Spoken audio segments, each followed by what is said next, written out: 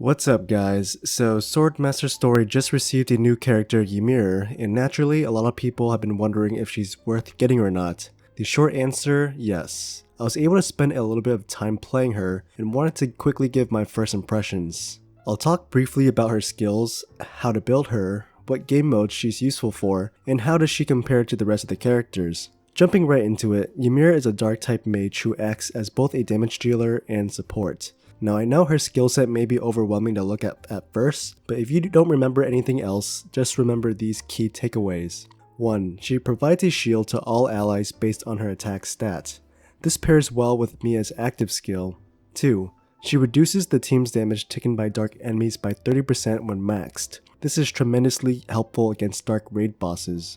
3. Her passive skills buff the entire team's damage, especially herself and Kane's damage. Starting with her active skill, this skill does a decent chunk of burst damage. This skill will deal additional damage if the enemy is stunned. The main benefit is with each active skill, she releases a sphere which will inherit her following passive skills. With each new sphere, YMIR and the team gain additional buffs. Because YMIR gains additional buffs each time she activates her skill, it's important to have high cooldown reduction on her so that you can get her 4 passive abilities activated as soon as possible for the highest damage output. When all 4 spheres are activated, the team's damage towards dark enemies will increase. Her first passive skill is Creation, which always applies with each use. YMIR's number of projectiles will increase by 1 for every sphere released, with the max number being 4. With each active skill, she will also create a shield for her allies, with the health of the shield being equal to 10 times her attack stat for 30 seconds. YMIR's second passive, Chaos, essentially increases her own attack and hit rate in proportion to her level and skill level. The bonus passive increases her attack and accuracy by 2 times.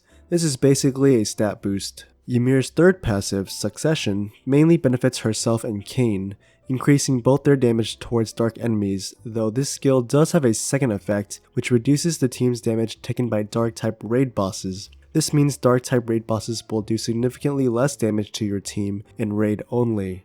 YMIR's last passive, which activates on her 4th skill activation, increases her crit damage and boss damage in proportion to her level and skill level, with the added benefit of guaranteeing her active skill to crit the enemy. The caveat is that YMIR will take an additional 50% damage from light enemies. I know that was a lot of information, so I'm reiterating the key takeaways here. 1 being that she provides a shield to all allies based on her attack stats. 2 being that she reduces the team's damage taken by dark enemies by 30% when maxed. And 3 being that her passive skills buff the entire team's damage, especially herself and Kane. As for her collection bonuses, they're decent. The bonuses you get from YMIR include attack, crit damage, and active skill damage. The next question is how to properly equip her. Since the health of her shield scales off her attack, it is typically best to maximize her attack so that you can maximize her shields. The weapon of choice would be the new Demon Sword. As for her gear, you can pretty much use whichever combination that would give her the most attack. Depending on what you have, I typically combine 2 sets which include any of the following high attack sets such as the Demon, Abyss, Achilles, and possibly Slasher. The key thing to remember is making sure she has a max of 60% cooldown reduction so that she can release all her spheres and passives as quickly as possible. Lastly, I'll be talking about the game mode she's good in. Here's a chart made by Dargonite from our Discord server, and I would have to agree with all the judgments made here. Because YMIR does such a fantastic job with both sustainability and damage output, she's a great asset for boss battles in Raid, Adventure, Dark Lord's Tower, Abyss, and Guild territory. On the other hand, the few areas she doesn't excel in are PvP and Slasher.